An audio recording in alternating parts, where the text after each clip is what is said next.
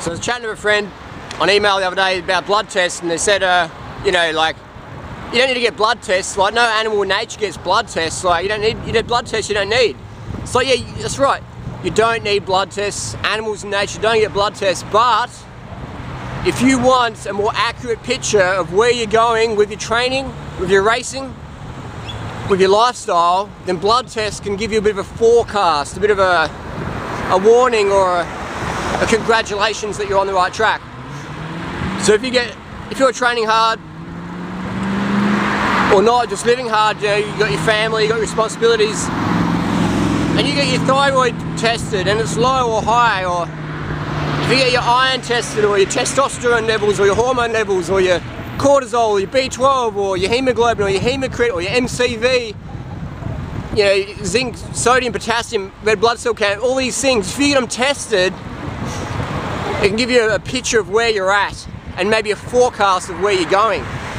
So if you're low in anything, then chances are you're not getting enough sleep, you're not eating enough calories, you're dehydrating yourself, or maybe you need to take a B12 supplement. So like, I've got a good friend, he's a housemate of mine, and he eats raw animal products every day, but his B12 is really low, and it has been for the last 5 years, despite eating a lot of raw animal products. And he's come around and thinking, well, you know, I should start supplementing, because obviously this raw animal products stuff doesn't work for B12. A lot of people have absorption issues, a lot of people live in a stressful situation, and if you're an athlete, you're training hard. This morning I went out with 2008 World Road Champion, male Alessandro Balan, and these guys just train so smart. You see them, when they stop the car, they don't stand in the sun, they stand in the shade. They always drink before they're thirsty, they eat before they're hungry. It's like blood tests, they get blood tests a lot as well. And just to see how you're adapting to training. So you don't need blood tests, but they're very helpful. Very helpful. It's just like, we don't live in a natural society anymore, you know? We never will. We live, you know, 9 to 5, most of us. We live in a money system, we live in high stress.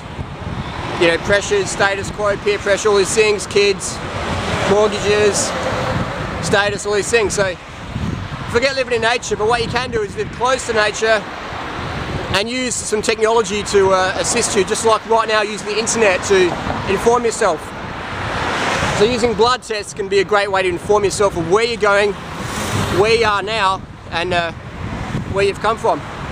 So if you've never had a blood test before, your first blood test doesn't mean anything, you know what I mean? Get them every 3 months, you know what I mean? Because you could be going up or down. So if you don't have any past blood test results, you don't know.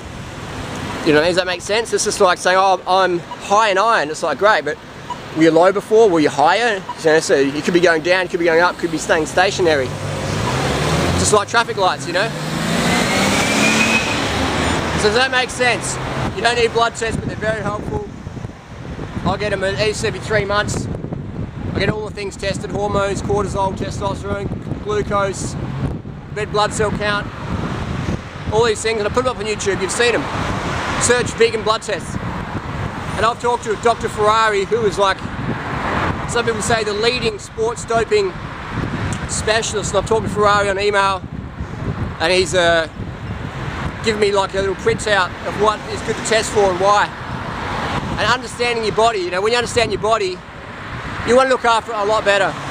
You want to give it the nurturing, you want to give it the high carbohydrate, the low fat, sufficient calories. You want to count enough calories so you know you're getting enough.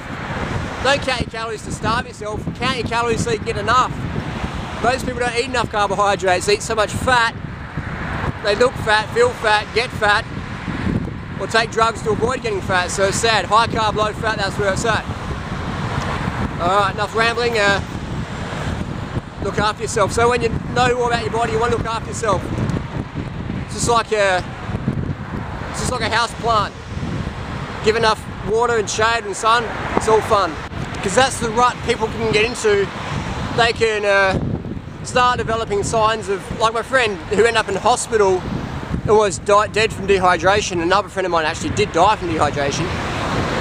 So I'm sure if we did some blood tests before death, we would have seen some really bad things. And so I've taught myself a bit about blood pathology just by reading my own tests, reading other people's tests, and learning. You know, studying medical journals, self-education is powerful. So anyway, so my friend who ended up in hospital, elite athlete, 2:28 marathoner, some of you might know him, and big fruit eater, ended up in hospital and sent me some blood tests from April. And those blood tests, we could see that, yeah, there was a storm brewing. Thyroid was too low for an athlete. Some blood parameters were too low for an athlete.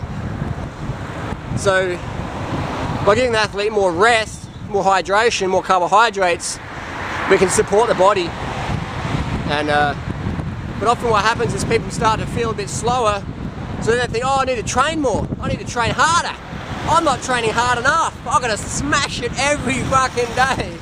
And then, but they actually need more rest. They need more rest, more water, more carbohydrates, but they think they need more training. So then bang, they burn out. Sometimes they die, unfortunately. Most times they end up in hospital. Some just get glandular fever or chronic fatigue or Epstein-Barr virus, whatever they want to call it. But so yeah, by doing blood tests, you can forecast what's going to happen if you're savvy. So always, if in doubt, skip training or train really easy, and take a month off if you have to. It's better to be strong than super strong for a month and then burn out for 6 months. Does that make sense? Learn how to train smarter, not harder. Rest is the best. See you on the road.